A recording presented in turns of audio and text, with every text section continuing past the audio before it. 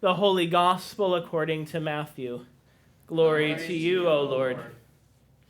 As Jesus was walking along, he saw a man called Matthew sitting at the tax collection station, and he said to him, "Follow me."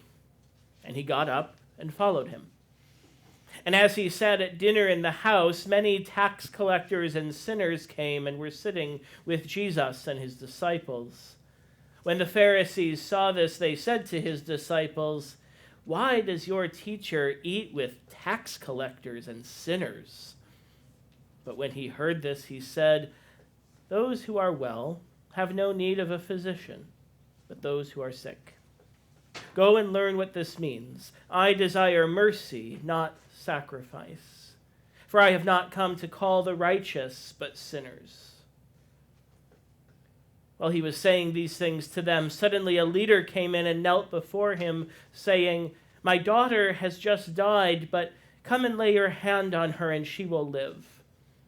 And Jesus got up and followed him with his disciples. Then suddenly a woman who had been suffering from a flow of blood for 12 years came up behind him and touched the fringe of his cloak, for she was saying to herself, "If only I touch his cloak, I will be made well." Jesus turned and seeing her said, "Take heart, daughter, your faith has made you well." And the woman was made well from that moment. When Jesus came to the leader's house and saw the flute players and the crowd making a commotion, he said, "Go away, for the girl is not dead, but sleeping."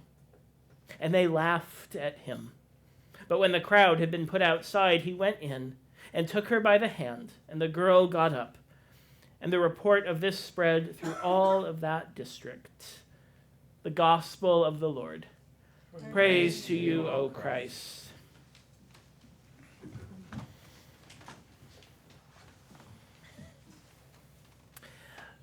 There's a song I've been hearing on repeat for the past few weeks. All the colors of the rainbow, all the voices of the wind.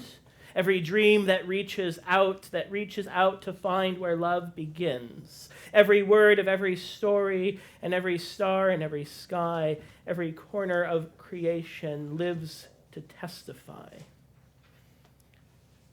So begins the 1997 hit song by Christian pop ensemble Avalon.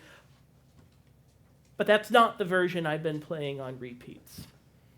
The version I've been playing on repeats is the same but different. The newly released single, nearly 3 decades later, by former Avalon founding member Michael Passons, alongside country music singer-songwriter Ty Herndon, and fellow former Avalon bandmate Melissa Green, who sing together in the song's refrain, "For as long as I shall live, I will testify to love.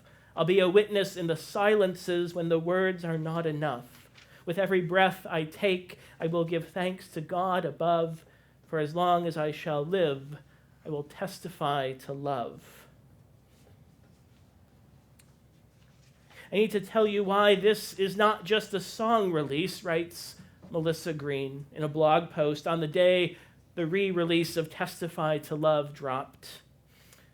Years ago, Michael and I were in Avalon together.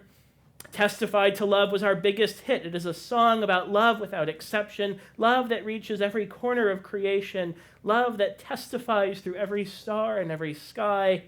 We sang it night after night to arenas of people, and then Michael was kicked out of the group for being gay. Michael himself speaks of the re-recording of their hit song as a restoration. For years, he said, I sang these words while hiding who I truly was. To record this now, standing fully in my truth, is a full circle moment I once thought impossible. It serves as a testimony that love does not exclude. It's a particularly appropriate refrain as we prepare once again 1 week from today to take to the streets and park grounds of downtown Albany for Capital Pride, to testify to God's all-inclusive and expansive love, in every corner of creation for all of God's beloved children, no matter who they are or what they look like, no matter how they identify or what pronouns they use, no matter who they love. It's a particularly appropriate refrain as we hear today what it means to be called as a disciple, no matter their occupation, no matter the labels thrown at them. Matthew, for example, I wonder what he must have been thinking as Jesus was walking along, spotting him, and calls out, "Follow me."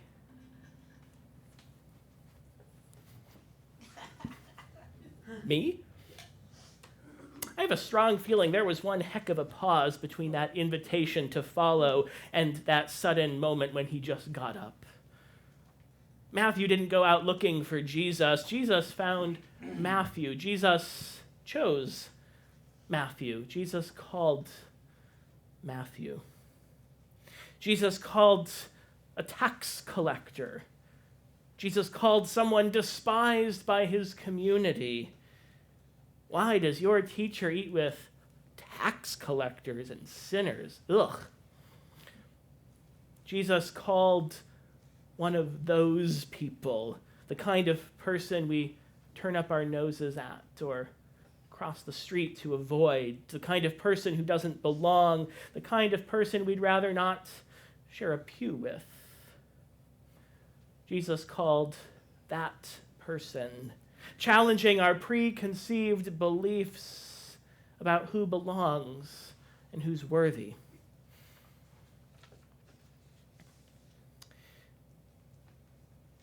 These past 2 days, as though one synod assembly wasn't enough, I live-streamed another. The Metropolitan Chicago Synod met in assembly these past 2 days to elect a new bishop, after losing their previous bishop to churchwide as presiding bishop. And so I had to tune in, of course, as a church nerd and Chicagoan at heart. On the first ballot on Friday, seeing so many familiar names and beloved colleagues on the screen, my heart couldn't help but swell with pride and hope. 4 more ballots later, it's a long process. What came next was a Holy Spirit surprise no one saw coming, as Bishop-elect Eric Christensen, himself an openly gay pastor who was extraordinarily ordained in 2006 before the ELCA allowed such a thing to happen, and who was once so instrumental in my own discernment process, took to the dais to address the assembly. He said, "We are living in a humanity distorting and defying age, when the image of God is terribly disrespected in us and in our neighbors.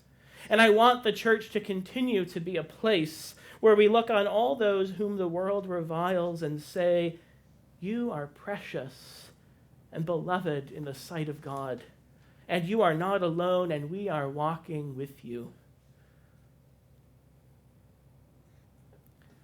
These are the ones whom God calls, those whom the world reviles, those who have been kicked out or cast aside, those who are called names a lot worse than tax collector or sinner, those who feel unqualified or unworthy or question their belonging. God calls you. God calls you. Whether you feel like you belong or not, whether you feel like you have something to offer or not, whoever you are and whatever you look like, whatever your background or identity, no matter what labels are thrown at you by others or by yourself, too old, too young, too much, not enough, God calls you. God calls you to testify to love in every corner of creation until all can know and feel that extraordinary love of God for this whole world.